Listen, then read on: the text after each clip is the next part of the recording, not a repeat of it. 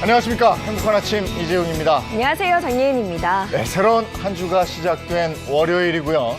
지난 주말에는 어떤 얘기들 주로 나누셨습니까? 아직도 잠잠해질 기미를 보이지 않고 있는 코로나19 얘기 나누셨을 거고, 또 계속 속속이고 있는 북한 관련 얘기 나누셨을 거고, 그러셨죠? 예, 오늘 지난 주말에 있었던 얘기 앞에 잠깐 나눠보고요. 생활 속 법률 얘기 집중적으로 나눠보도록 하겠습니다. 네, 가장 먼저 날씨 소식부터 전해드리겠습니다. 한 주의 시작인 오늘 전국적으로 굉장히 덥겠습니다. 현재 서울을 중심으로는 폭염주의보가 내려져 있고요. 이 폭염특보는 차차 중부와 경북 지역으로 확대될 것으로 보입니다. 오늘 자외선 지수도 매우 높은 단계 예상되는 만큼 외출하실 때는 자외선 차단에 신경 써 주셔야겠습니다. 오늘 하늘 표정 전국이 대체로 맑겠는데요. 다만 강원과 충북 또 경북 지역을 중심으로는 오후부터 밤 사이 천둥 번개를 동반한 요란한 소나기가 지날 수 있겠습니다. 이어서 오늘 기온 살펴보시면 오늘 아침 기온은 16도에서 22도, 한낮 기온은 25도에서 36도까지 오르겠고요. 대부분 지역의 낮 체감 온도는 33도 이상으로 매우 더울 것으로 보입니다. 오늘 전국 곳곳에서 올여름 최고 기온이 예상되는 만큼 건강관리 잘해주셔야겠습니다.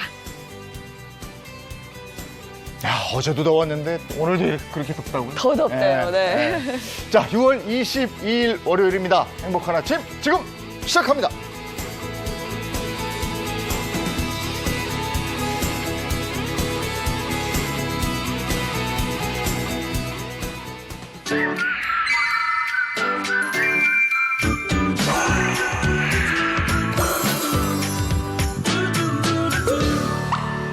어제는 또 낮의 길이가 가장 길다는 하지였잖아요. 거기다가 부분 일식 보셨어요, 혹시? 아, 저는 못 봤어요. 달이 해를 먹더라고요. 네? 저 봤어요.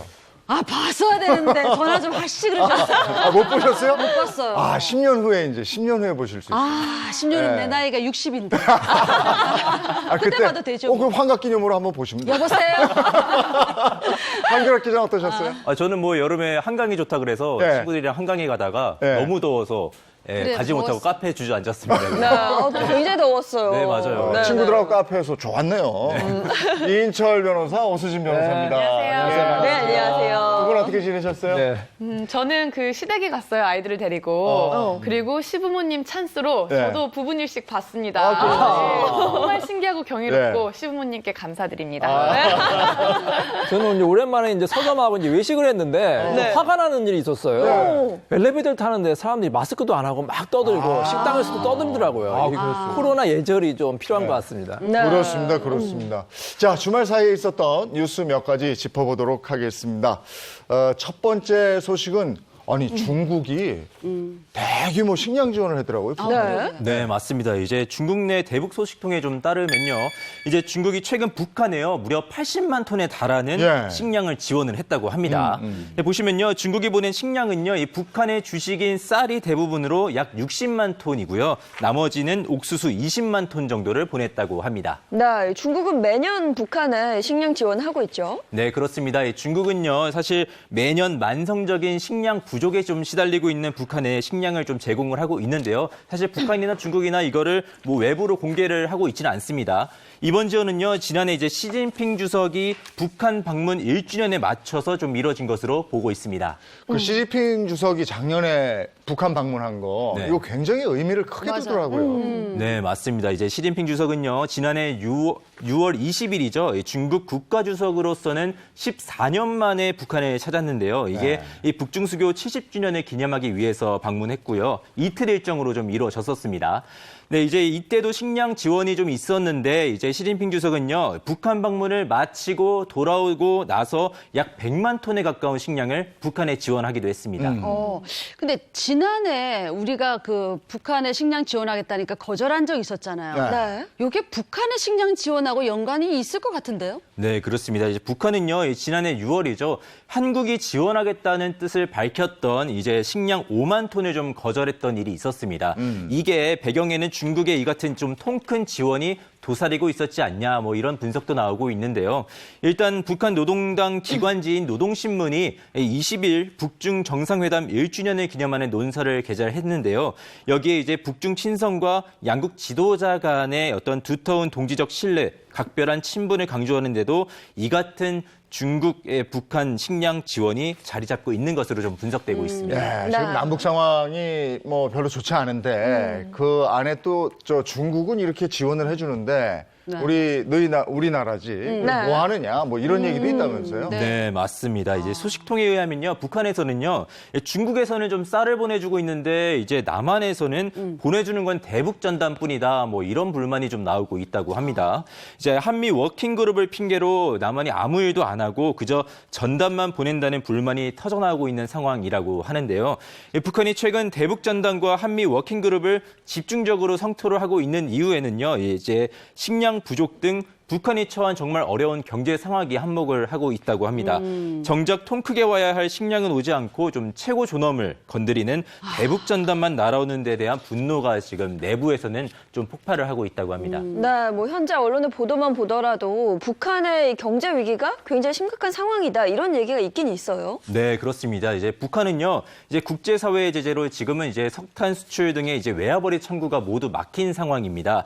그래서 지난해 시진핑 주석의 방문을 계기로 중국인 관광객 유치에 좀 열을 올렸는데 이것도 코로나19 때문에 국경이 닫히면서 안 되고 있어서 좀 심각한 경제적 위기를 맞은 상황이고요. 이 세계식량기구는 이달 초에 북한 인구의 40%에 육박하는 1,000만 명 이상에 대한 인도주의적 지원이 필요하다면서 올해 북한 주민 약 120만 명을 대상으로 하는 식량을 지원하겠다는 계획을 밝히기도 했습니다. 네. 예, 북한 얘기하다 보면 참 답답합니다. 이번에 코로나19 얘기 좀 하죠. 도봉구 요양시설에서 코로나19 집단 감염 있고 그 이후에 이제 그 노인층의 확진이 늘고 있다 이런 얘기가 들려요. 네, 맞습니다. 지난 11일이죠. 첫 확진자가 확인된 뒤에 열흘 만에 이제 도봉구 요양시설 관련 확진자가 서울에 이제 39명을 포함해서 최소 43명에 이르고 있습니다. 네. 주민들이 굉장히 불안에 떨고 있지 않을까 싶긴 한데 이 중에는 13살의 소년도 포함되어 있다면서요? 그래요? 네, 맞습니다. 예, 어제 13살 소년이 확진 판정을 일단 받았는데요. 이 도봉 1동에 거주하는 13세 남성 아이입니다. 도봉구 요양시설 성심 데이케어 센터 관련 확진자의 가족분이신데요. 이 환자는 첫 검사에서는 일단 음성 판정이 좀 나왔습니다만 자가격리 중이던 18일 내에 증상이 갑자기 발현을 해서 재검사를 받았고 여기서 확진 판정을 받았습니다. 근데 증상 발현 전에 학교에 갔었다면서요? 네. 다른 학생들은 어떤가 모르겠어요. 네, 현재까지 역학조사 결과에 좀 따르면요. 일단은 이 환자가 동선 공개 기준인 16일부터는 등교했던 사실이 없는 걸로 일단 확인이 됐습니다. 즉 증상 발생 이틀 전부터는 등교한 적이 없다는 건데요.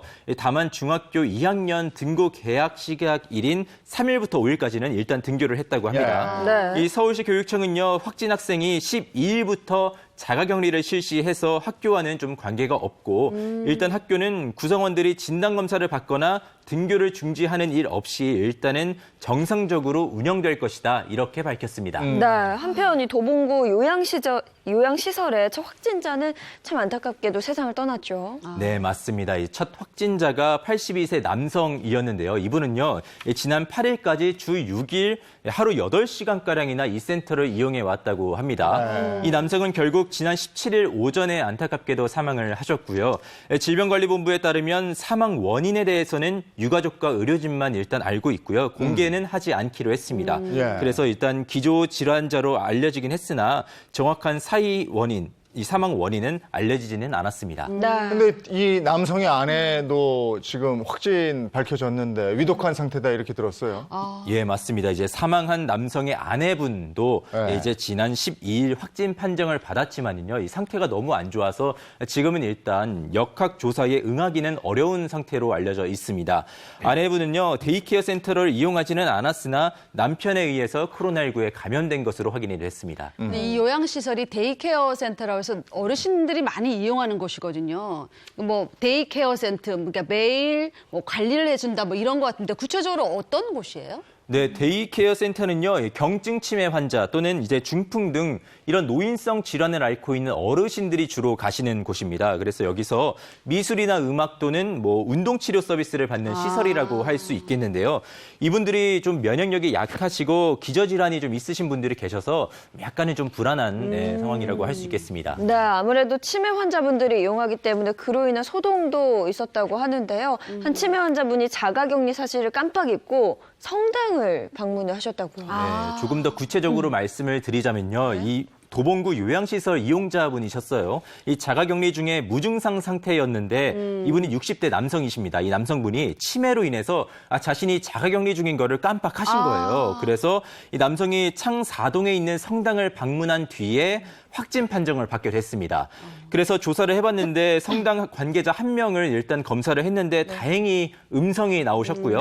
예, 여기는 방역을 마무리하고 현재 성당은 좀 폐쇄를 한 상황입니다. 예. 코로나19가 처음 나왔을 때만 해도 여름에 날 더워지면 이거 잠잠해진다 이랬었는데 그건 이제 아닌 거예요. 날 더워지고 지금 폭염주의보 내리고 이랬는데도 계속 우리가 코로나19 얘기를 하고 있습니다.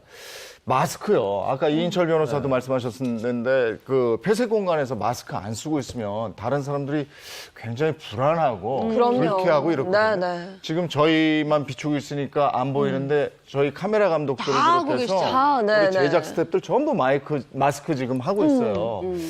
자, 근데 버스 타고 지하철 탈 때 마스크 좀 그렇게 써달라는데 그걸 지적한 운전기사분을 폭행하고 또 그걸 말리는 승객들까지 그랬던 그 남성 그분 구속됐죠? 네, 맞습니다. 이제 마스크를 쓰지 않고 버스에 탑승을 했다가 제지를 당하자 버스기사와 시민을 때렸던 50대 남성 A씨가 구속이 됐습니다. 이제 지난달 26일부터요, 버스와 지하철에서는 좀 의무적으로 마스크를 착용을 하고 있는데 이 마스크 미착용 승객이 구속이 된 것은 이번이 처음 있는 일입니다. 네. 자세히 좀 구체적으로 알아볼까요?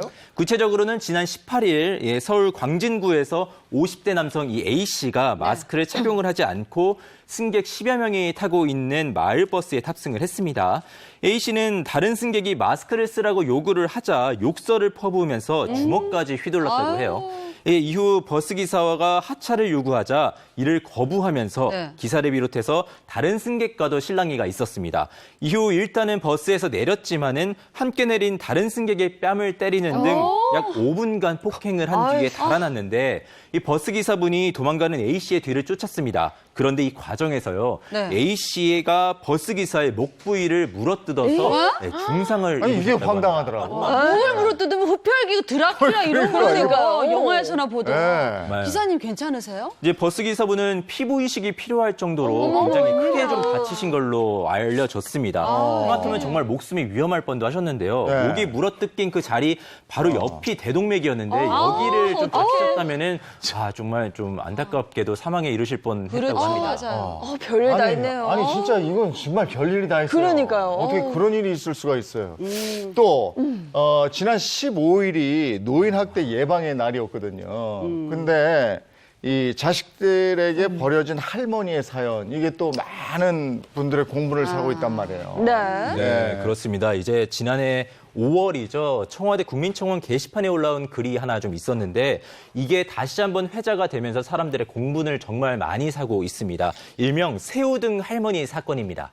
새우등 할머니 사건 어떤 사건이에요? 예, 좀 말씀을 드리자면은 88세 할머니분의 사연인데요. 이 할머니가 자식들의 등록금을 좀 마련하려고 누에를 치시다가 이 뽕나무 꼭대기에서 떨어져갖고 등이 이제 새우처럼 굽으셔서 새우등 할머니로 불리신 거예요. 네네. 근데 할머니는 6명의 자녀가 있었지만 이 6명 모두가 할머니를 돌보지 않아서 3년간 노인학대 보호기관과 찜질방을 전전하면서 지내고 계셨다고 합니다. 등이 왜 굽었는데 자식들 뒷바라지 한다 그렇게 헌신적으로 하다가 등이 굽은 건데 6남매 중에 아무도 안 돌봤다는 거 그거 그러게 진짜 말이에요.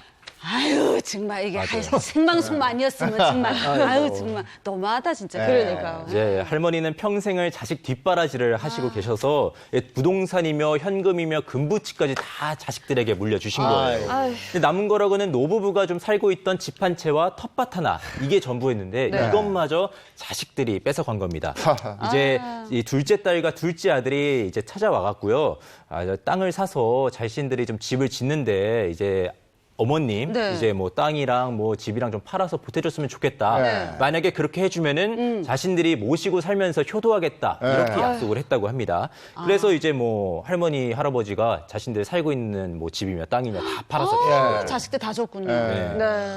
근데 그 약속을 지키지 않은 거란 말이죠. 네, 그렇습니다. 이제 집과 텃밭을 매매한 대금을 가지고 간 이분들, 이 네. 자식들이요. 4년, 5년이 지나도록 효도 약속은 이행을 하지 않은 거예요. 그렇기 때문에 할머니, 할아버지는요, 애꿎은 할머니에게 막 화풀이를 하시면서 그 돈 빨리 갖고 오라고 아유. 성화를 하시다가 스트레스 때문에 지난 2015년에는 뇌출혈로 돌아가시게 됐다고 아이고. 합니다. 그러니까 남은 할머니는 얼마나 눈앞이 캄캄하셨을까요? 글쎄. 효도하겠다 약속해놓고 그렇죠. 재산만 홀랑 챙겨서 나몰라라 한 건데 이거야말로 진짜 파렴치한 자식들이잖아요. 네. 그렇죠. 이제 정말 빈털터리가 되신 할머니께서 극심한 생활고에 좀 시달리시다가 1년 후에 돈을 가져간 남매를 좀 고소하시겠다고 고소를 하신 겁니다. 네. 이제 남매가 돈을 가져갈 때 차용증을 썼는데 이걸 근거로 존속 학대와 금전 차용에 대한 고소를 진행을 하셨다고 해요.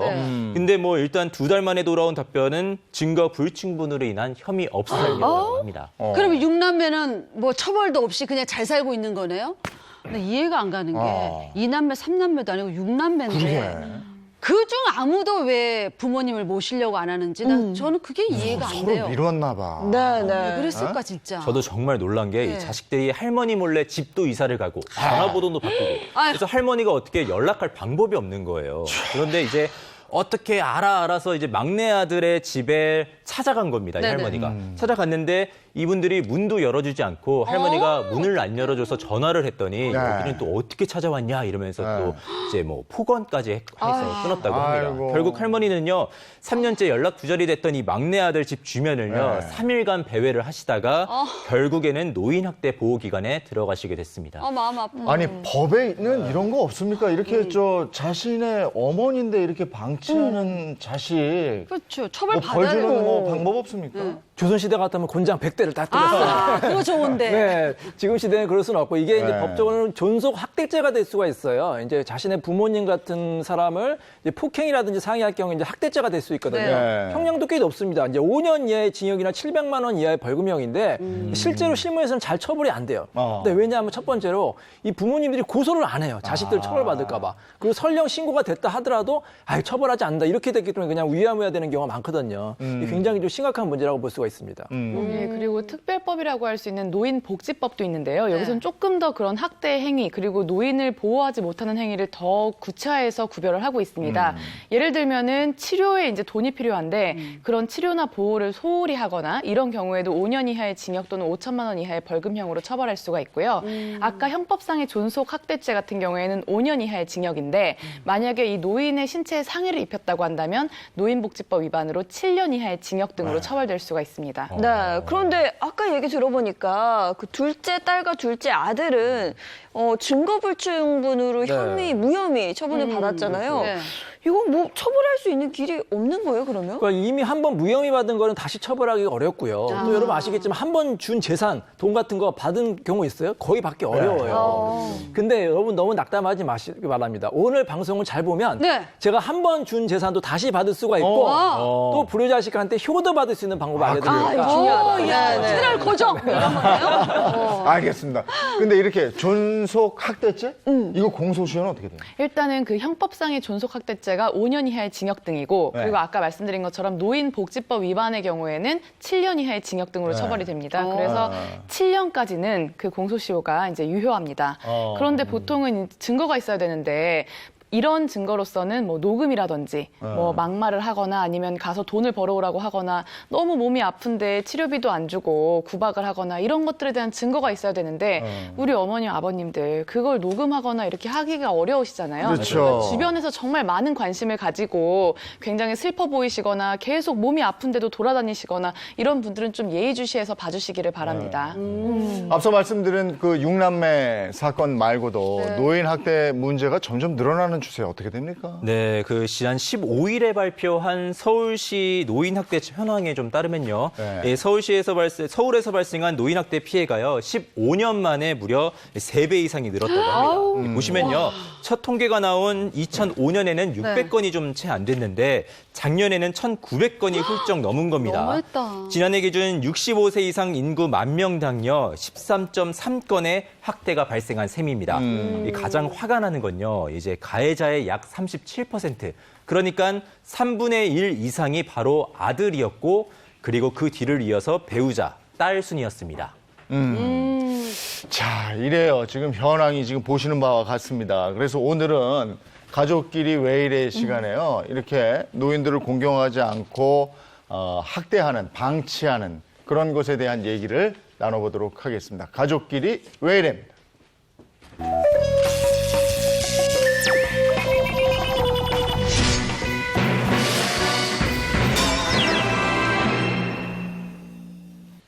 자, 어떤 사연들이 있는지 한번 볼까요? 가족끼리 왜 이래? 파렴치한 자식들, 그러니까 못된 자식들 이야기입니다. 첫 번째는 이것 때문에 악마가 된 아들이에요. 뭐 때문에 악마가 됐을까요, 아들이? 이건 정답. 재산. 상해 재산 아니겠어요? 뭐, 돈 때문이겠죠. 네. 무슨 돈? 구체적으로? 구체적으로 네. 생활비 생활비 때문에. 때문에 악마가 된 아들의 이야기. 생활비를 안 줬다고 그랬다는 거예요? 그렇습니다. 뭐예요? 자, 첫 번째 사연을 제가 어머니 역할하고요. 파렴치한 아들 역할을 황 기자님 절대 그렇게 안 보이겠지만 절대 그렇게 안 보여요. 근데 해주셔야 돼요. 알겠습니다. 네, 잘 부탁드립니다. 네. 연기가 물이 오르고 있어요. 네. 오늘 왔어요. 자, 사연 속으로 들어갑니다. 저는 죄인입니다. 제 아들은 저 때문에 경찰서에 다녀와야 했습니다. 제 아들은 아무 잘못이 없어요. 그저 애미 잘못 만난 죄밖에 없습니다. 아, 엄마, 지금 뭐 하는 걸까? 지금 나랑 뭐 하자는 거야, 지금? 왜, 우리 아들 왜? 아직 밥 안 먹었어? 엄마가 금방 밥 차려올게. 아니, 내가 오늘까지 통장에 3천만 원 내가 입금하라고 했어, 안 했어? 아니, 그게 갑자기 그 큰 돈이 어디서 뚝딱뚝딱 나오냐. 지난번에 500 줬잖니. 규라가 너 혹시 또 뭐 사업 자금 필요한 거니? 아니, 그건 알아서 뭐하게, 그건 됐고. 오늘 9시까지요, 예? 3천만 원 입금 안 하면 이 집에서 쫓겨날 줄 알아, 아주 그냥. 잠깐만, 지금 8시 21분인데 9시까지 어떻게 마련하냐? 시간이 없어. 내가 어떻게 그 돈을 마련해? 그건 내 할 바가 아니고요, 어머니. 마련하시라고. 한 대 치워받고 시작하면 그날 옆집 사람이 들은 소리는 아들이 저를 때리는 소리가 아니라 제가 실수로 밥상을 엎어서 난 소리입니다. 아이고. 그러니까 제발 제 아들을 벌하지 말아주세요. 제 아들은 아무 죄가 없습니다. 그저 못난 애미 만난 죄밖에 없는 우리 아들 풀려나게 하려면 이거 어떻게 해야 될까요? 아이고. 진짜 아니, 이건 세상에 이런 불효막심한 놈을 또 그냥 선처를 감싸주시느라고. 호소하는 어머니 어머니 이런 왜 거잖아요, 그러셨어요? 지금. 네. 구체적으로 좀 어떤 사건이에요? 예, 이거 정말 믿고 싶지 않은 사건입니다. 네. 40대 아들이요, 어머니에게 돈을 달라면서 폭력을 행사한 사건인데 여기에 112 신고를 받은 경찰이 한 차례 다녀가고 난 뒤에도 폭행은 계속 이어졌다고 합니다.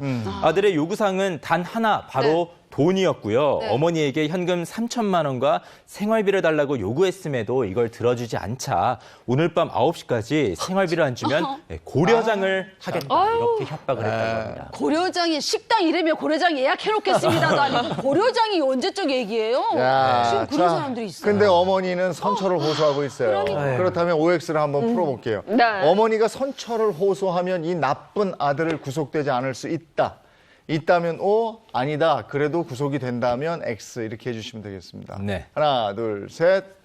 전 안 될 오. 것 같아요. 예. 구속될 수 네. 근데 어머니가 선처를 호소하면 안 될 것 같아요. 네. 아, 그래, 그건 안 될 것 같아. 네, 맞아. 맞아요. 두 분 변호사님들은 어떻게 생각하십니까? 아유, 안타깝지만. 그렇죠. 이렇다니까. 이래. 법이 이래, 법이 이래. 그래, 이래. 진짜 이거는 어떻게 생각하는 게 아니라 정말 이 법이 어머니가 선처를 호소하면 구속되지 않을 수 있습니다. 네. 왜냐하면은 반의사 불벌죄라고 하는데요. 네. 이 폭행죄가 피해자가 처벌을 원하지 않는다라는 의사를 밝히면 처벌을 할 수가 없습니다.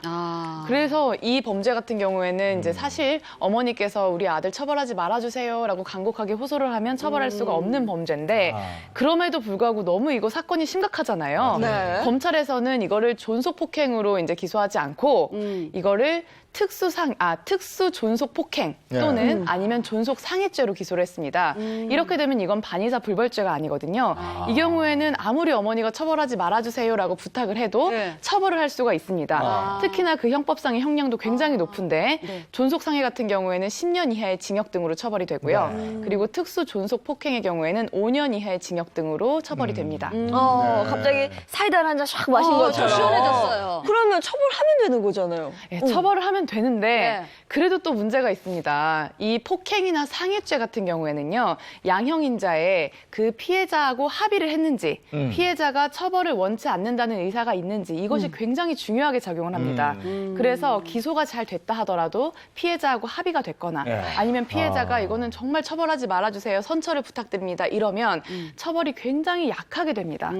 그래서 결과적으로는 제대로 처벌이 되지 않았던 사건입니다. 네. 그러면 이 앞선 사례 우리가 연기로 보여준 이 사례의 아들은 어떻게 됐습니까? 일단 말씀하신 것처럼 이 아들에게 상습적인 구타를 당했던 이 어머니는요, 이제 처벌 불원서, 그러니까 내 아들을 처벌하지 말아주세요. 이걸 제출을 한 것은 물론이고 재판 내내 법정에 나와서 또 이제 선처를 호소를 하셨다고 합니다. 그런데 이에 따라서 아들의 1심 재판은요, 징역 1년에 집행유예 2년 선고, 그리고 120시간의 사회봉사를 명령하는 것으로 일단락이 됐습니다. 사회봉사로 되겠어요? 이거 너무 솜방망이 처벌 같아요. 근데 이 아들이 어머니를 폭행한 게 이번이 처음이 아니었다 그러더라고요. 네, 맞습니다. 네. 이 아들이 어머니를 때린 거는 이번이 처음이 아니었어요. 불과 한 달 전에도 붙잡혀서 재판까지 받을 뻔했다고 합니다. 어머니가 이때도 처벌을 원하지 않아서 일단은 불기소 처분으로 풀려났다고 하고요. 그렇게 어머니 덕분에 풀려난 지 한 달 만에 또다시 범행을 저지른 겁니다. 정말 답답하네요. 네. 근데 또 제가 알기로는 가족 간의 이런 범죄는 면죄받을 수 있다 뭐 이런 얘기도 있던데요. 아까 그 새우등 할머니 사건에서 네. 자식들이 돈을 가지고 왔는데 고소했는데도 혐의 없음이 나왔거든요. 네. 왜 그러냐면은 이 친족 간에는 사기죄라든지 절도죄, 세산범죄로 처벌할 수가 없어요. 그걸 친족 상도례라고 합니다. 그래서 아무리 자식들이 나쁜 짓을 해도 이런 사기죄라든지 절도죄라든지 처벌할 수가 없어요. 다만 이제 폭행죄라든지 상해죄 같은 경우에는 이 친족 상도례가 적용되지 않기 때문에 처벌은 가능하거든요. 특히 존속 폭행죄 같은 경우에는 뭐 5년 이하의 징역이나 700만 원 이하의 벌금형에 처해질 수가 있어요.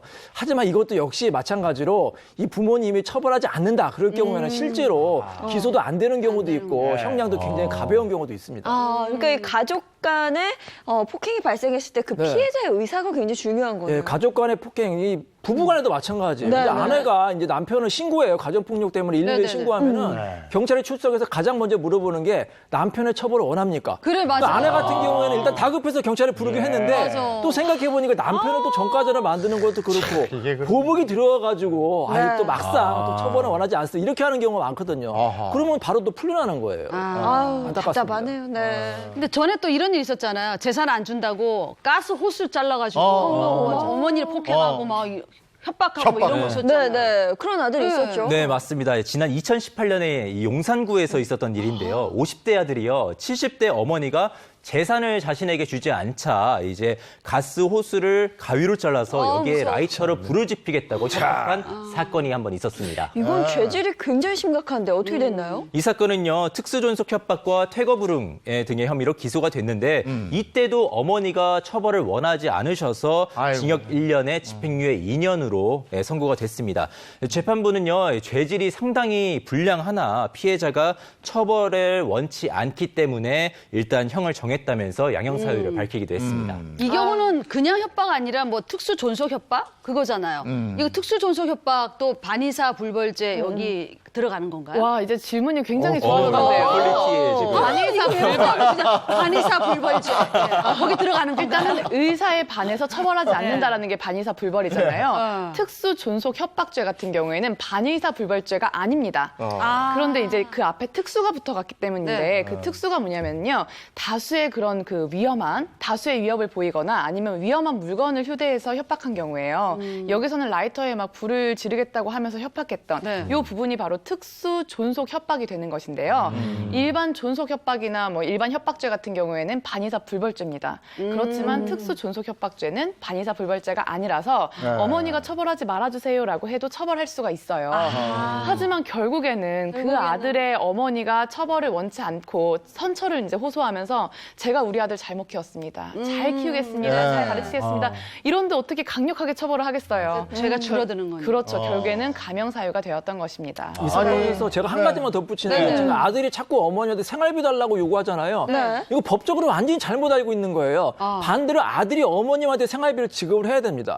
우리 법에는 부양 의무라고 해서 이제 부모님은 이제 생계 능력이 이제 없고 아들이 돈을 벌잖아요. 아들이 열심히 돈을 벌어서 부모님을 봉양하고 부양 의무를 지고 생활비도 지급해야 되는 거예요. 잘못 알고 있는 겁니다. 아니 어쨌든 우리가 이렇게 몇 가지 사례만 짚어봐도 피해자가 처벌을 원치 않는 경우에는 이게 처벌이 잘 안 되는 경우인데 야 이런 거 계속될 텐데 아주 이 걱정인데요. 이게 상당히 많겠어요 이런 얘기가. 이런 경우 좀 있습니다. 이제 대검찰청과 한국여성정책연구원이 연구한 가정폭력 상해 사건 실태 연구 결과를 좀 보시면요. 네. 이 피해자가 처벌을 원하지 않는다는 의사를 밝힐 경우에 약 62%가 불기소 처분을 받았습니다. 근데 반대로 피해자가 이 의사를 밝히지 않았을 때는 기소가 74%, 불기소가 25%로 대부분이 기소됐다고 보시면 되고요. 또한 불기소 처분 중 하나인 기소유예 사건만 따로 떼내서 이걸 살펴봐도요. 피해자의 처벌 불원 의사가 약 80%로 이것도 대부분을 차지했습니다. 아이고, 하여간 어떤 상황에서도 자식을 끝까지 챙기고 보호하려는 부모님들 마음은 알겠는데 맞아요. 이러다가 더 큰 죄를 저지르고 감옥에 갈 수도 있는 거잖아요. 맞아요. 그런 거 생각하면 처음에 이런 나쁜 짓을 할 때는 법의 힘을 빌리더라도 엄중하게. 좀 이렇게 엄중하게, 그죠? 네. 벌 자, 받아야죠. 다음 사례 보겠습니다. 자, 가족끼리 왜 이래 파렴치한 자식들. 두 번째. 시부모 집을 뭐뭐한 며느리입니다. 어떻게 했어, 며느리가? 시부모 집을 부셨나? 인터넷을, 저기, 인테리어를 바꿔줬을까요? 습격? 습격한? 부모 집. 습격을, 좀 비슷해요. 볼까요? 예. 시부모 집? 습격이요? 맞아요? 습격했어요. 내가 영화의 주유소 습격 사건을 그렇지. 봤어도 내가 시부모 집. 그 2탄이에요, 그게. 자, 어떤 사연인지 제가 신우 역할 하고요. 며느리는 우리 예인 씨가 제가 한번, 해주세요. 자, 들어가도록 하겠습니다. 설날 아침 새언니와 조카들이 찾아왔습니다. 명절 인사하러 왔나 보다 싶어서 기뻤죠. 그런데 명절 인사는커녕 욕만 한 바가지 퍼붓더라고요. 야, 장남에 우리 그이가 시퍼렇게 살아있는데 아버님 건물이며 땅이며 어떻게 너 혼자 그렇게 꿀꺽할 수가 있냐? 잠깐만, 제가 잘못 들었습니까? 야, 너 세원이 미쳤어! 그래, 야, 미쳤다. 나 미쳤다. 어머, 야, 부잣집이라고 해가지고 신나게 시집왔는데 여태 뼈 빠지게 고생만 하고 깡통차게 생겼는데 너 같으면 안 미치겠냐? 아이고. 그러게 오빠가 쓸데없이 사업한다고 일 벌일 때 그때 말렸어야지. 아니, 아버지가 오빠가 사업한답시고 다 말아먹기 전에 나한테 준다고 했는데 나보고 뭐 어쩌라고. 너는 참 너도 너다. 준다고 그걸 다 받아먹냐? 너 김치 따기 한번 맞아볼래? 김치 따기. 너 미쳤어 진짜! 어머 이거 어떻게 아직 안 끝났어. 날달걀 폭탄이랑 스프레이. 야. 스프레이 세럼 맞아보시지. 야. 드라마에서만 보던 드라마에서만 보던 김치 따기에 날달걀 세례 심지어 호신용 스프레이까지 뿌려대는 새언니와 조카들. 저와 조카들까지. 부모님을 복행한 며느리에게 설마 재산을 나눠줘야 하는 건 아니겠죠? 야, 새언니와 조카들. 이거 막장 드라마네요. 이거 완전 막장이네요. 야, 이거 김치 따기. 이거 사태가 큰데? 그쵸, 네. 이거 어떻게 된 사연입니까? 좀 구체적으로 말씀을 드리면요. 이 상속 때문에 벌어진 아주 기막힌 사건입니다. 자, 시아버지가 막내딸에게 건물이랑 토지를 증여를 하자요. 네. 이 큰 아들의 부인인 며느리와 그 자녀들이 이를 취소하라면서 설날에 시아버지를 찾아간 겁니다. 이 며느리와 손주들은요. 시부모와 시누이에게 날달걀과 우유, 또 김치를 던지고 호신용 스프레이까지 뿌리면서 폭력을 행사했습니다. 이제 이에 시부모와 시누이는요, 전치 2주에서 4주의 상해와 이제 정치 8주의 외상후 스트레스 장애 등의 또 상해를 입었습니다. 아이, 그 김치 따기는 그 막장 드라마에서 많이 나와요. 보고도 좀 믿을 수 없었던 장면이긴 한데요. 그러면 이 며느리와 자식들은 처벌을 받았나요? 네, 이 가족들은요 공동 존속 상해 혐의로 기소가 됐고요. 며느리에게는 징역 1년 2개월에 집행유예 2년, 그리고 손녀딸에게는 징역 8개월에 집행유예 2년이 선고가 됐습니다. 그런데 할아버지에게 호신용 스프레이를 뿌렸던 이 손자, 이 손자에게는요 징역 1년 2개월의 실형이 선고가 됐습니다. 손자가 할아버지한테 그러니까. 호신용 스프레이를 뿌렸던 거예요. 시켰겠지 또. 야. 그 며느리와 손녀딸은 결국 집행유예로 그치 풀려나고 풀려났죠. 돈 때문에 저렇게 파렴치한 행동을 이렇게 했는데 처벌이 생각보다 좀 약한 것 같아요. 네. 야, 이게 방송 중에 얘기하긴 좀 그런데 개판이네. 그러니까. 이게 뭐야 이게? 이건 진짜 드라마에서 자, 그러면 이거 OX 한번 풀어볼게요. 네. 시아버지와 시누이를 폭행한 며느리. 아버지 신도 이뻤고. 과연 상속 자격이 있느냐 없느냐. 상속 자격이 그럼에도 불구하고 있다면 O, 아니라면 X입니다. 이렇게까지 했는데 상속 자격이 있다고 생각하면 O, 아니면 X예요.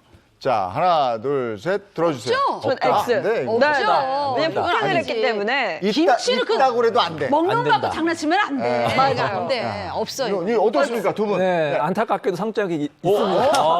있다고요? 네. 있으면 안 되는데. 이게 굉장히 막대 먹은 집안이잖아요. 네, 네. 그렇다 하더라도 단순히 이 정도 사건만으로는 상속 자격이 유지가 돼요. 왜냐하면 우리 민법에는 상속 자격을 박탈하는 규정이 있는데 여기 1004조와 규정이 되어 있거든요. 예를 들어서 피상속인은 살해했거나 살해하려고 시도한 경우, 아니면 고의로 유언장을 위조하거나 변조한 경우, 이러한 경우에만 상속 자격을 박탈을 하고요. 네. 단순히 폭행이라든지 폭언만 가지고는 상속 자격이 유지가 됩니다. 굉장히 법이 엄격해요. 아니 시부모를 아니 어떻게 보면 고의를 폭행한 거잖아. 그렇죠. 단단히 마음 먹고 간 작정하고 거잖아요. 간 거지. 근데 이게 뭐 상속 결격 사유가 안 되는 거예요? 네.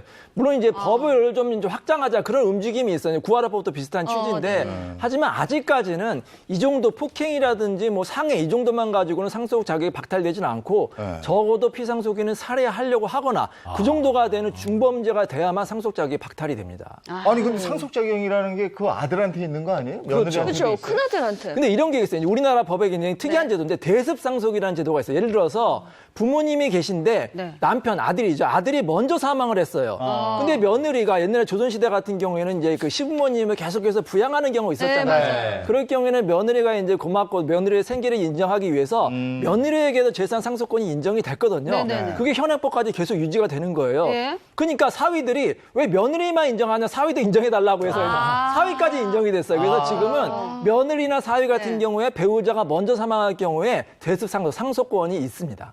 그러면 혹시 남편이 네. 사망하고 난 이후에 네. 며느리가 재혼을 하게 돼요. 네. 그러면 어떻게 돼요? 이거 조심하셔야 돼요. 남편이 이제 뭐 사망할 경우에 외로워서 이제 재혼할 수 있잖아요. 네네. 재혼하는 순간 남편과의 그 인척 관계가 사라지기 때문에 더 이상 상속권이 없는 거예요. 그래서 만약에 상속을 받으려고 하려면은 절대로 재혼하시면 안 되고 단순히 연애만 하는 건 상관없습니다. 재혼을 안 하는 경우에는 이제 그 상속을 받을 수 있지만 재혼을 하는 순간 대습 상속을 받을 수가 없습니다. 하지만 상속을 받고 난 다음에는 그 다음에는 재혼을 해도 상관이 없습니다. 받고 재혼. 네. 여기서 또 문제 많겠네.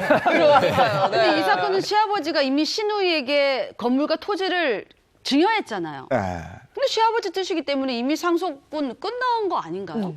반은 맞고 반은 틀린데요. 네. 일단 증여라는 거는 우리가 일상적으로도 뭐 마음에 드는 물건이 있는데 내가 정말 좋아하는 사람이 있으면 이거 내가 줄게라고 이제 얘기하는 경우들이 있잖아요. 이거 네. 너 가져, 내가 줄게. 이게 사실은 일상생활에서 있긴 하지만 증여 계약입니다. 증여는 무상이 원칙이에요. 네. 그래서 이거를 생전에 아버지가 정말 뭐 시누이가 예뻐서 준다고 하는데 그걸 막을 수는 없습니다. 그런데 아버지가 돌아가시고 나면 이제 그때부터는 상속의 문제가 발생을 하는데 많이 얘기했었죠. 유류분이 있습니다. 그래서 원래는 아들이 사망하지 않았다면, 그러니까 여기서 이제 큰 아들이었잖아요. 큰 아들이 사망하지 않았다면 아버지가 돌아가시고 나서는 그 시누이하고 큰 아들하고 다 같이 재산을 나눠 가졌을 건데 먼저 돌아가셨기 때문에 결국엔 그 재산을 그 아들의 아내와 자녀들이 이제 상속을 받게 되는 거거든요.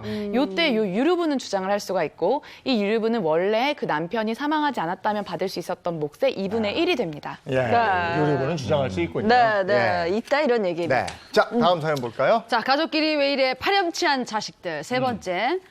이거 써놓고 180도 불변입니다. 돌변. 아, 바뀌었어요. 바뀌었어. 뭔가 이렇게 서약서 써놓고 돌변한 거죠. 뭐 그런 거죠. 네, 그런 네. 거죠. 바로 볼게요. 뭘까요? 효도계약서. 효도계약서라는 게 있어요. 저걸 써놓고 돌변했어. 그러니까. 네. 제가 어머니 역할이고요. 네. 아들 역할은 좀 못되게 해야 돼요. 못되게. 누가 해주실까? 재영님. 재영님 해주시기 바랍니다. 네. 자, 사연 속으로 들어갑니다. 여든을 바라보는 저희 부부에게는 장성한 아들이 하나 있습니다. 나이도 많고 병까지 들어 생활이 힘들었던 저희 부부는 아들에게 재산을 물려주고 함께 살고 싶었지만 달면 삼키고 쓰면 뱉는 아들에게 얄팍한 성격 때문에 망설여지더라고요. 그래서 고민 끝에 아들에게 20억 상당의 집을 물려주면서 효도 계약서를 쓰게 했죠. 근데 기가 막힌 일이 생겼습니다. 재용아, 알미 허리가 너무 아프다. 병원 좀 데려가다오. 아, 엄마. 응? 아, 나 오늘 바빠. 왜? 아, 나 오늘 골프 가야 돼. 약속 있고. 택시 타고 갔다 와, 그냥. 골프? 택시? 네가 우리한테 어떻게 이럴 수가 있냐? 사업한답시고 진 빚을 내가 부동산까지 다 팔아서 갚아줬는데 배은만도 유분수지. 너 이 집 물려줄 때 썼던 효도 계약서 그거 기억나지? 자꾸 이런 식으로 나오면 너한테 준 거 다시 가져간다? 엄마, 뭐 이렇게 성질을 내고 그래. 그 건강에 안 좋아. 어? 뭐 이렇게. 아니, 꼴랑 병원 한 번 안 데려간다고 왜 그래, 진짜. 아, 치사하게 왜 그러냐고. 재용아, 너 왜 그러냐? 어제까지만 안 그랬잖냐? 너 왜 그러냐? 치사하다고? 재산 받기 전에 그렇게 밥 먹으러 오더니 이젠 밥도 한 끼 같이 안 먹으면서 치사하다고? 다 필요 없다! 응? 집 도로 내놔라. 내놔. 아, 미쳤어? 아, 이미 줬으면 끝이지. 아니, 엄마 택시 타고 가라니까 왜 그래? 모범 택시 태워주라. 재산 상속 받고 나서 돌변한 아들. 효도 계약서를 써놓고 지키지도 않았으니 아들에게 준 재산 돌려받을 수 있는 거겠죠? 와. 아, 연기가 너무 리얼해서 이 사연에 웃음이 나오네요. 아들 그럴 수가 있어. 아들. 무령각시만. 정말 나쁘네요. 그러니까 화장실 들어갈 때 마음 다르고 맞아, 나올 때 맞아. 마음 다르다 그런 거 이잖아요. 같아요. 정말 이거 사연 좀 자세히 들어볼까요? 네, 일단은 이번 사건도요, 정말 파렴치 않은 아들의 이제 사건입니다. 노령의 병까지 있어서 일상생활이 사실상 어려웠던 노부부에게는요, 네. 이제 아들이 있었는데 이 아들에게 시가 20억 상당의 2층 단독주택을 물려주면서 이 효도계약서를 작성하게 했습니다. 이제 같은 집에 살면서 부모를 잘 봉양하면서 만약에 제대로 모시지 않으면 이 재산을 모두 되돌려받겠다, 이런 계약서였는데요. 이 부부는 집 외에도요, 아들의 빚을 갚아주고 또 아들 회사를 위해서 부동산까지 내놓는 등 정말 물심양면으로 도와줬습니다. 그런데 이제 아들은 재산을 다 물려받고 효도 계약을 이행하지 않았던 거예요. 아하. 이제 식사도 함께하지 않았고요. 허리 디스크를 앓고 있는 어머니의 간병도 자신이 아니라 이제 누나와 가사 도우미에게 맡겼다고 합니다. 이에 부모는요, 이 준 부동산 이 소유권을 다시 돌려달라는 소송을 제기하게 된 겁니다. 자, 부모님이 부동산 소유권을 다시 돌려받을 수 있으면 O, 돌려받을 수 없다면 X 이렇게 되는 겁니다. 네. 하나, 둘, 셋 들어주세요. 오. 돌려받으셔야 한번 준 돼. 건데. 그 계약서 썼잖아요. 효도계약서. 이거 받아야 돼. 네. 받을 것 같기도 해요. 받아야 왜 돼, 받아야 불안하지? 돼. 이 느낌은 그런가요? 뭐지? 자, 두 분 받아야 되는데 못 받을 변호사님께 것 같아서. 물어봅니다. 들어주세요. 있습니다. 있어. 다행이다. 다행이다. 제가 방송 처음에 오늘 방송 시청 잘하면 효도 받을 수 있는 방법 알려드린다고 네. 했잖아요. 바로 이겁니다. 자, 우리 법에는 이런 조항이 있어요. 예를 들어서 부모님이 내가 너한테 재산을 증여하겠다. 이제 말로 약속하는 경우 있잖아요. 네. 맞아요. 근데 약속을 했는데 그 약속을 지켜줘야 되거든요. 근데 아들이 만약에 불효한 경우에 그럼 우리 민법에는 부양 의무를 제대로 이행하지 않을 경우에는 그 증여 계약을 해지할 수 있어. 나 안 주겠다. 이렇게 이제 말씀을 이제 번복하시면 되는데 문제는 뭐냐면 이미 부동산의 소유권 이전되기까지 넘어간 경우에 그때는 불효로 해도 원칙적으로 다시 돈을 돌려받을 수가 없어. 이미 이행까지 됐기 때문에. 네. 하지만 이 사건 같이 계약서를 작성을 한 경우에는 돌려받을 수가 있습니다. 그게 효도 계약서. 그게 바로 효도 계약서예요. 네. 효도 계약서도 일종의 약속이거든요. 이 약속을 위반할 경우에는 그 계약서 내용대로 다시 반환받을 수가 있습니다. 진짜 다행이다. 근데 원래 그 부담 증여라는 거 있잖아요. 그게 증여받는 사람이 재산과 빚을 같이 이렇게 함께 넘겨받는 거잖아요. 근데 효도 계약서가 부담 증여 이게 뭐 부담부 증여? 부담부 그렇죠. 증여인가? 부담부. 그게 이제 조건을 달았다는 것인데요. 네. 그러니까 원래는 조건을 달 수 없는 것이 원칙이지만 이 경우에는 효도를 조건으로 해서 나에게 효도를 할 걸 조건으로 부동산이라든지 아니면 뭐 현금을 증여하는 것을 부담부 증여라고 하고 효도 계약도 그 일종이라고 하는 것입니다. 그래서 반드시 이 조건이 굉장히 구체적으로 잘 드러나 있어야 돼요. 계약서를 구체적으로 쓰지 않으면 계약서는 썼지만 이런 위반 사항이 발생했을 때 재산을 돌려달라라는 것들을 이제 주장하기가 굉장히 어려워지기 때문입니다. 네. 그럼 실제로 이 사건은 어떻게 판결이 났나요? 네, 부부는 아들을 상대로 부동산 소유권을 되돌려달라는 소송을 냈잖아요. 네. 이제 재판부가요, 부부가 부동산을 넘긴 행위가 단순한 증여가 아니라 이제 효도라는 조건이 붙은 증여이기 때문에 이 효도 조건을 이행하지 않으면 이 계약은 끝나게 된다. 그러면서 부부의 손을 들어주게 됐고요. 이 아들에게서 다시 주택 소유권을 반환받을 수가 있게 됐습니다. 그 효도 계약서라는 거 어떻게 쓰면 돼요? 실제 사건에서 그 주택이 20억이었거든요. 네. 제가 20억짜리 계약서를 보여드릴게요. 이거를 한 장 오. 쓰셨기 때문에 네. 20억을 다시 반환받을 수가 있었어요. 네. 자, 효도 계약서 이렇게 쓰시면 됩니다. 그러니까 A4 용지에다가 효도 계약서, 뭐 효도 각서 이렇게 이제 제목을 붙이시고요. 그다음에 부모님 이름을 성함을 쓰시고 네. 아들한테 주어야 되는 주는 이제 재산 이름을 구체적으로 쓰는 거예요. 예를 들어서 효도 아파트를 이제 증여한다, 양도한다 이렇게 쓰시고. 그다음에 이제 효도의 내용을 구체적으로 명확하게 쓰셔야 됩니다. 아하. 예를 들어서 생활비를 매월 100만 원씩 지급을 한다. 이렇게 쓰시고 또 매월 한 차례 이상 방문을 한다. 이렇게 구체적으로 쓰셔야지 구체적으로 명확하게 쓰지 않으면 이게 무효가 될 수 있으니까 명확하게 기준을 세우셔야 됩니다. 그 명확하지 않다는 게 어떤 거예요? 정확하게 명확하게 한다는 게. 예를 들어서 그냥 부부간에 화목하게 지내라. 아니면 그냥 효도를 잘해라. 이렇게 추상적으로 구체적으로 하지 않으면 효력이 없거든요. 구체적인 효도 방법을 기재하셔야 됩니다. 네. 그러니까 효도 계약서도 그냥 쓰는 게 아니라 잘 써야 된다. 뭐 이런 얘기일 텐데요. 그러면 법적 효력이 있게 써야 되는 거잖아요. 예, 맞습니다. 그래서 이제 많이들 물어보시는 게 혹시 공증을 해야 되냐, 아니면 뭐 인감도장을 찍어야 되냐 이런 말씀들 많이 하세요. 근데 당사자가 특정돼야 되기 때문에 일단 두부를 작성하시고 거기에는 성함, 주민번호, 주소 이렇게 이제 꼭 기재를 하셔야 되고 공증은 안 받으셔도 괜찮지만 반드시 인감도장을 찍고 인감증명서는 각자 첨부하시는 게 좋습니다. 왜냐하면 분쟁이 발생하거나 했을 때 이 내가 정당한 의사로서 이런 효도 계약을 했다라는 거를 증명하기 위한 것인데요. 현실적으로는 이제 이런 거 많이 쓰세요. 뭐 1년에 몇 번 벌초를 한다. 그리고 제사 몇 회인데 여기 반드시 참석한다. 그리고 뭐 여행을 보내준다가 아니라 뭐 1회는 해외여행을 하고 혹여 해외여행을 못할 경우에는 국내 여행 2회로 대체한다. 병원에 갈 때는 구체적이네. 뭐, 예, 굉장히 구체적으로 병원에 갈 때는 반드시 모시고 가거나 그러지 못할 경우에는 뭐 택시라든지 교통수단을 대체한다. 이런 식으로 아주 구체적으로 쓰시고요. 그리고 증여할 부동산이나 현금에 대해서도 아주 구체적으로 어디에 있는 몇 동 몇 호의 부동산을 어떻게 이전을 하는지 이런 부분까지 써두시면은 뭐 걱정하실 필요 없습니다. 또 중요한 게 효도를 안 할 경우에 제재 수단을 적어야 되잖아요. 맞아요. 예를 들어서 효도를 하지 않을 경우에는 준 재산을 다시 반환한다. 이렇게 마지막에 그런 조항을 꼭 이해하지 않을 하셔야 때. 됩니다. 그리고 부모 자식 간에 무슨 효도 계약서를 쓰느냐. 꼭 자식을 상대로 그 소송을 하라는 게 아니라 이거를 쓴 자식하고 안 쓴 자식하고 누가 더 약속을 잘하고 누가 더 효도를 잘할까요? 아무래도 쓴 자식이 잘하니까 효도를 받는 예방적인 차원에서라도 효도 각서, 효도 계약서를 꼭 받으시기 바랍니다. 저 아는 선배 형도 저런 의미는 아니지만 효도 계약서라는 걸 아들들이 둘이서 자발적으로 썼더라고. 잘하시네. 아버지 돌아가실 때까지 한 달에 100만 원씩. 그러니까. 이거 두 아들이니까 200. 돌아가면서 그거를 가져와서 저한테 자랑하시는데 나도 애들한테 한번 보여줘야 돼. 근데 최근에 또 그거 있죠. 먹튀 방지법이라고 그래가지고 이런 것도 네. 발의되고 그러지 않았어요? 먹고 튄다는 거 아니에요? 네, 그렇습니다. 이제 더불어민주당 박완주 의원이요, 지난 17일이죠. 예, 불효자 먹튀 방지법을 대표 발의했습니다. 이게 뭐냐면요, 이제 재산 증여가 이뤄졌다고 하더라도 자녀가 부양 의무를 제대로 이행하지 않거나 또는 부모를 학대하는 아주 폐륜적인 행위를 할 경우에는 증여된 재산을 다시 반환하도록 하는 법입니다.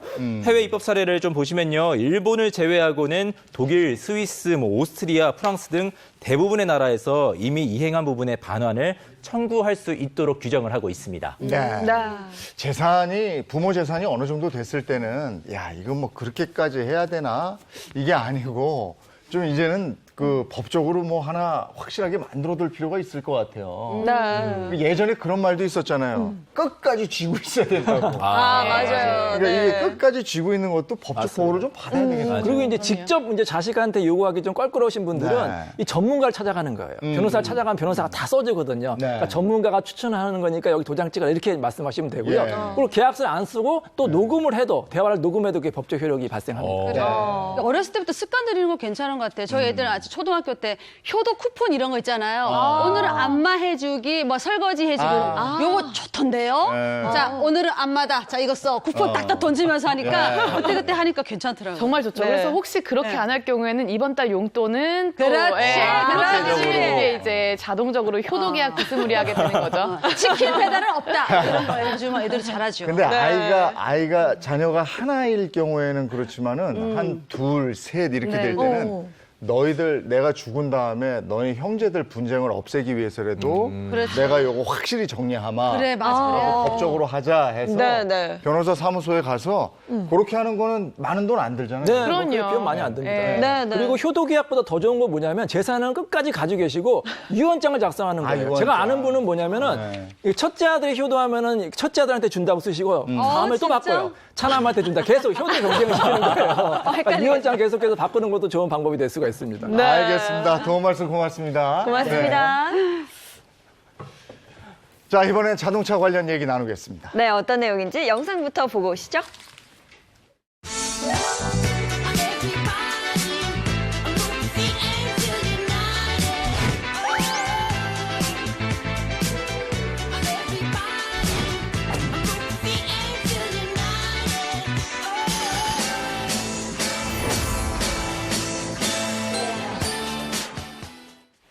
여러분 구독경제라는 얘기 들어보셨습니까? 요즘에 코로나19 사태 이후에 많은 분들이 언택트, 그러니까 서로 이제 대면하지 않고 네, 네. 구매하고 이런 거 하잖아요. 그래서 구독경제가 더 많이 확산되고 있다 이런 얘기입니다. 네. 구독 이러면 예전에 그냥 신문 구독이라든지 잡지 맞아요. 구독 그게 이 정도 끝이었어요. 생각했는데 네, 네. 이제는 뭐 그런 차원이 아니에요. 많이 달라졌죠. 저 같은 경우는 반려동물을 키우기 때문에 반려동물 용품을 구독 서비스로 활용을 하고 있고요. 뿐만 아니라 최근에는 뭐 과자, 꽃, 와인, 거기다 맞아요. 심지어는 자동차까지 네, 구독 서비스가 있다 들었어요. 맞습니다. 이 사실 코로나19 전까지만 해도요, 뭐 카쉐어링이나 카풀 등 이 자동차를 공유하는 문화가 사실 인기를 좀 끌었어요. 네. 그런데 이제 코로나19 감염 위험성이 좀 커지자 이제는 차량을 구독하는 이 구독 서비스가 또 인기를 끌고 있습니다.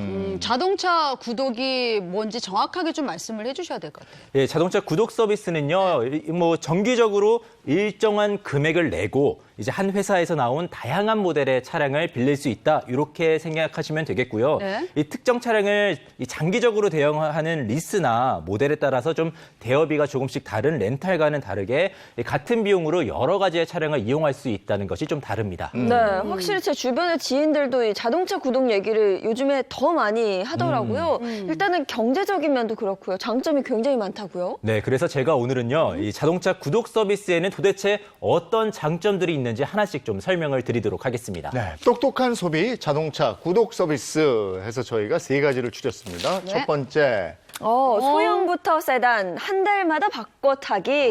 소형부터 세단까지 한 달간 바꿔 타기. 야, 이거 봐. 늘 새 차예요, 그러면. 그러니까 한 달마다? 네, 요게 좀 가장 큰 장점이라고 하시는 분들이 많은데 이제 자동차 구독 서비스를 달마다 소형, 주형, 세단 가릴 거 없이 네. 최소 한 번 차종을 바꿀 수가 있습니다. 이런 장점 때문에요. 요즘에는요, 이 자동차에 관심이 많으셔서 좀 새로운 자동차를 계속 경험하고 싶으신 분들이나 또는 신차를 구매하기 전에 직접 이 차를 타보고 싶으신 분들, 그리고 자동차 사는 일이 좀 부담스러우신 분들이 이 구독 서비스를 많이 이용하시고 계십니다. 그러니까 이게 골라 먹는 재미, 아이스크림도 있고 네. 그 요일별로 옷을 이렇게 입는 것도 있잖아요. 티셔츠 맞아요. 색깔별로. 네. 근데 자동차를 이렇게 요일별로 아니면 그날 그해 그달에 따라 이거 받고 차는 거 이거 굉장히 남자들의 로망이고 여자들도 그런 거 관심이 있거든요. 그렇죠. 요즘 관심이 더 늘어나고요. 맞아요. 특히나 제 주변에 뭐 20, 30대 젊은 층들이 특히나 관심이 많더라고요. 맞아요. 요즘 같은 때는 사실 좀 어려워갖고 목돈을 좀 넣기가 어렵잖아요. 네네. 그렇기 때문에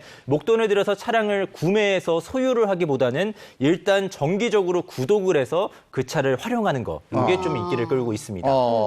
요즘에 뜨고 있는 친환경차까지 다 이용할 수 있다면서요? 네, 그렇습니다. 이제 최근 환경에 대한 관심이 네. 날로 높아지고 있잖아요. 그렇기 네. 때문에 이 나에게 친환경차가 맞을까 안 맞을까 이런 거를 알아보기 위해서 망설이시는 분들이 좀 있을 것 같은데 그런 분들을 위해서 전기차를 구독하는 서비스까지 나왔습니다. 네, 사실 자동차 가격이 뭐 한두 푼도 아니고 그럼요. 맞아요. 굉장히 부담스럽게 느끼시는 분들 많은데 이렇게 한번 타보고 결정할 수 있다는 것도 큰 메리트인 것 같아요. 근데 이게 새로운 모델이 또 나오잖아요. 네. 새로운 모델도 구독 서비스 여기 들어갈 수 있어요? 그렇죠. 이제 요금제별로 사실 조금씩 다르나요. 네. 그런데 다르겠지만은 새로운 모델도 이 구독 서비스에 포함이 돼서 이 차도 역시나 타볼 수가 있습니다.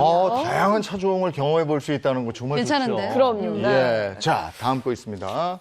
두 번째는 걱정 없는 자동차 점검과 관리 비용입니다. 이거 신경 쓰이거든요. 맞아요. 맞아요. 이것도 정말 큰 장점인데 바로 자동차 관리를 좀 크게 신경 쓰지 않아도 된다는 거. 이것도 장점 중에 하나라고 볼 수 있어요. 예. 근데 점검 중에 자동차 부품을 교체하거나 수리해야 되는 그런 경우가 나올 거 아니에요. 그것도 비용을 안 내요? 그런 것도 그렇겠지. 네. 그러니까 그렇죠. 그 회사에서 다 하는 거고 네. 특히나 이번 달이네요. 6월 30일까지 자동차세 내야 되잖아요. 맞아요. 맞아. 근데 이런 것도 안 내도 되는 거겠죠. 그렇죠. 네. 차량 점검 같은 경우는 저는 깜빡하면 몇 번씩 건너뛰고 그러거든요. 맞아. 보험 이런 그것도 것도 방지할 신경 쓸 수 필요 있고. 없고. 네, 그렇습니다. 이제 구독 서비스 신청을 하시면은 그 안에 모든 서비스가 다 들어가 있어요. 네. 뭐 세금 문제라든지 아니면 이 뭐 정비 문제라든지 네. 아니면 차량 청소 문제라든지 이런 것도 전문가가 실내외로 관리를 해줘서요. 뭐 차량 관리에 특별하게 큰 부담을 느끼시지 않으셔도 될 겁니다. 아까 얘기하신 부품 교체. 그 수리 같은 것도 다. 네, 그것도? 그렇습니다. 이제 또 코로나19로 요즘 감염 위험도 우려가 좀 많잖아요. 그렇기 때문에 이 구독 서비스에는 차량 교체나 뭐 이제 인도 전에 방역이나 소독 뭐 이런 것도 다 신경을 쓰고 있기 때문에 이런 것도 뭐 참조하셔도 좋을 것 같습니다. 점검 비용도 줄일 수 있죠. 더 안전하게 차를 관리할 수 있고 이게 바로 일석이조예요. 네. 저 같은 경우는 그 자동차 처음 몰면서 네. 고지서가 그렇게 부담스럽더라고요. 아, 네. 날아오죠. 보험 내라, 자동차세 맞아요. 내라. 네. 근데 이렇게 맞아. 구독하면 그런 게 전혀 없다는 거니까요. 네. 그러네. 보험이니 그죠? 정비니 세금이니 이런 것들 뭐 소유를 한다면은 내 차에 관해서 일일이 다 신경을 써야 되잖아요. 네. 그런데 이런 구독 같은 경우에는 이것도 다 업체에서 해주기 때문에 이런 뭐 불편함도 좀 덜 수가 있습니다. 그러니까 월 이용료만 내면 기름값 외에는 이제 자동차 드는 돈은 없다는 거 아니에요? 그렇죠. 네. 범칙금 고지서 내야지. 그거 가져가면 안 돼요. 근데 가족과 차량을 공유하는 사람도 있잖아요. 네. 이것도 궁금할 것 같아요. 보험은 여러 명이 등록할 수 있어요? 아, 그렇습니다. 네. 그런 점도 궁금해하시는 분들이 많은데 일단 이것도요. 보험도 추가로 운전자를 한 명을 더 할 수가 있어서 이런 좀 가족들이나 뭐 이렇게 같이 좀 사용할 수가 있습니다. 주행거리는 어때요? 주행거리 제한도 없나요? 그것도 굉장히 좋은 장점인데 네. 그것 또한 자동차 구독 서비스에서는 포함이 되지 않고 있습니다. 네. 이게 들으면 들을수록 굉장히 괜찮아요. 경제적이다라는 생각이 맞아요. 들어요. 네. 근데 이제 정말 경제적인 것이요. 이제 꾸준히 인기를 끌던 장기 렌트 서비스 있잖아요. 네. 이런 것과 비교해도 사실 비용적으로는 뭐 큰 차이가 나지가 않아요. 그런데 구독 서비스와 달리 렌트 서비스는 하나의 차종을 장기간 계속 타야 되고 맞아요. 게다가 이제 여기는 연간 주행거리 제한이 달라붙어 있어서 이 제한이 붙거든요. 근데 이제 자동차 이용 빈도가 좀 높으신 분들에게는 이 제한이 약간 부담스러우실 수가 있는데 구독 서비스를 이용하시면 이런 제한 없이 타실 수가 있다는 것도 장점 중에 하나입니다. 그러네요. 네. 알겠습니다. 자, 세 번째 보겠습니다. 사기 전에 써보세요. 이거 좋죠. 무료 체험. 무료 좋아요. 무료 체험. 무료 붙으면 다 좋아요. 이거 무료 체험이 가능하군요. 그러니까. 네, 맞습니다. 네. 이제 무료 체험 서비스가 장점 중에 하나인데 사실 구독 서비스도 며칠만 좀 써보고 나에게 이게 맞나 안 맞나 좀 알아보고 싶으신 분들이 많다고 해요. 근데 솔직히 아무래도 차가 있는 그 입장에서는 구독 서비스 신청한다는 게 좀 부담스럽거든요. 그렇죠. 예. 예, 그런 분들을 위해서 업체 중에는요, 이제 차량을 2주간 한번 타보고 이 구독 서비스를 2주간 한번 해보고 내가 결정하겠다 이렇게 무료 체험 서비스를 해주는 곳도 있습니다. 그래. 사실 구독 서비스도 본인이 경험해보지 않으면 선뜻 신청하기가 맞아요. 먹기가 좀 꺼려질 네. 텐데 무료 체험 해보고 하면 훨씬 좋겠네요. 그럼요. 먹어보고 사는 거고, 입어보고 사는 거고, 사보고 사는 거고, 구독하고 사는 거죠. 그러네. 네. 네, 이제 뿐만 아니라 자동차 구독 서비스에는 약정 기간 또는 뭐 선납금, 위약금 이런 것들이 없어서 구독과 해지가 정말 자유롭게 이루어질 수가 있고요. 네. 게다가 이제 구독 서비스 같은 경우에는 이런 이 소비자가 원하는 대로 맞춤형 서비스가 이루어질 수 있기 때문에 여기서 좀 더 합리적으로 선택을 하실 수가 있을 것 같습니다. 네. 근데 이게 문제점이 하나 있을 것 같아. 신청 방법이 조금 까다로울 것 같아요. 복잡할 것 같아. 그런 걱정들을 하시는 분들이 계신데 그러니까요. 일단 신청 방법도 굉장히 간단합니다. 오. 이제 방문이나 전화를 걸고 뭐 이럴 경우도 없이요. 모바일 어플을 통해서 뭐 계약이나 결제, 뭐 예약이나 배송 이런 것들 전부 다 반납까지도 가능하시니까요. 예. 어플만 있으면은 뭐 누구든지 쉽게 사용하실 수가 있습니다. 앱만 그리고 있으면. 또 뭐 저거 예약만 하면은 원하는 시간, 원하는 그렇죠. 장소로 갖다 준다 이런 서비스도 있다면서요. 네, 그렇습니다. 이제 차량 교체를 만약에 자신이 원한다 이러면요. 네. 3일 전에만 통해 어플, 방금 말씀드린 어플을 통해서 예약을 하시면 되고요. 예약 후에는 자신이 이 탁송받고 싶어하는 장소나 시간대까지 정하면은 직원이 직접 차를 몰고 와서 그 차를 딱 그 자리, 그 시간에 그거 갖다 좋다. 줍니다. 네. 근데 이게 대신에 신청 조건이 좀 까다롭지 않을까요? 뭐 취득한 지 1년이 지난 운전면허를 갖고 있고요. 네. 그다음에 본인 명의의 신용카드가 있는 만 26세 이상의 성인이라면 사실 뭐 누구나 여기를 할 수 있습니다. 이은 씨 안 되겠네. 26세 이상이 아니라서. 저는 안 될 것 안 같아요. 되겠네. 소녀라서. 그렇게 믿고 싶어요. 네. 자, 어쨌거나 코로나19 상황임에도 불구하고 굉장히 안심하고 이용할 수 있다고 하니까요. 이 자동차 구독 서비스 한번 활용해 보시면 좋을 것 같습니다. 그 이제는 뭐든지 간에 소유의 개념에서 네. 그거를 이용하고 즐기는 개념으로 바뀌는 것 같아요. 맞아요. 특히나 코로나19 이후에 여러 가지 문화도 바뀌었듯이 자동차 문화도 많이 변화가 있는데 코로나19로 증가한 안 좋은 게 있어요. 교통사고인데요. 이륜차 교통사고가 그렇게 많이 늘었다 이겁니다. 왜냐하면 코로나19로 인해서 배달차 이용이 맞아, 많아지잖아요. 맞아. 네. 그러면서 오토바이와 같은 이륜차 교통사고 이게 점점 늘어나고 있다고 그럽니다. 네, 맞습니다. 경찰 통계에 따르면요. 올해 1월부터 4월까지만 해도요. 이륜차 교통사고 사망자가 148명으로요. 지난해보다 무려 13%나 증가를 했다고 합니다. 사람의 목숨보다 중요한 건 없겠죠. 당연히. 네네. 그래서 배달 시간보다 운전자의 안전을 더 중요시해 주시고요. 또 이륜차 타시는 분들도 안전모 운행하실 때는 반드시 착용해 주시는 게 좋을 것 같습니다. 이륜차 안전 운전 잊지 마시고 오늘 하루도 안전하게 운행하시길 바랍니다. 이 말씀 당부드리고 싶었어요. 네. 고맙습니다. 고맙습니다.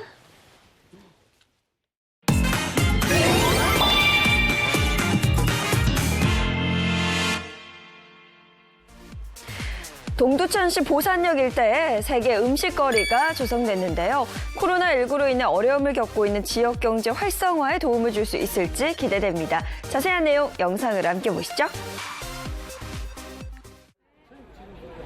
도로가 시민들로 북적입니다. 동두천시가 보산역 인근 외국인 관광 특구에 새로 조성한 세계 음식거리입니다.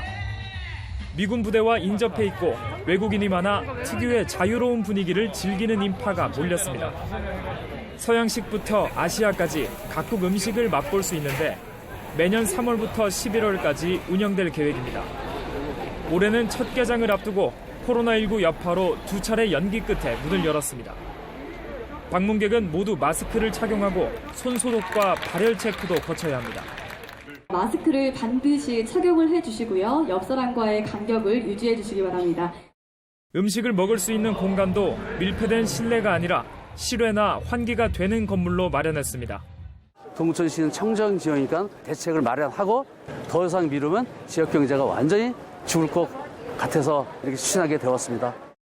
주민들과 인근 상인은 새로운 볼거리, 관광지가 등장했다는 기대감을 보였습니다. 시에서 적극적인 지원으로 월드푸드 스트리트 거리를 조성하면서 지역 경제에 큰 보탬이 되고 여러 사람들이 방문해서 활성화되어 있는 거리로 다시 거듭났습니다. 채널A 뉴스 김철웅입니다. 오늘도 그렇게 덥다 그러니까 밖에 나가서 활동하시는 것보다도 에어컨 들어오는 실내에 있는 시간이 또 많을 것 같거든요. 근데 에어컨만 켜놓고 밀폐된 공간에서 있으면 또 안 된다니까요. 네. 적절한 시기에 환기 꼭 하는 거 잊지 마시기 바랍니다. 네, 아직 7월도 안 됐는데. 그렇죠. 정말 걱정입니다. 건강관리 잘 하시고요. 저희는 내일 아침 8시 더욱 알찬 소식으로 돌아올게요. 우리는 왜 이렇게 매일 걱정이 많은 걸까요? 걱정이 많아요. 행복한 아침, 행복한 하루 되십시오. 고맙습니다. 고맙습니다.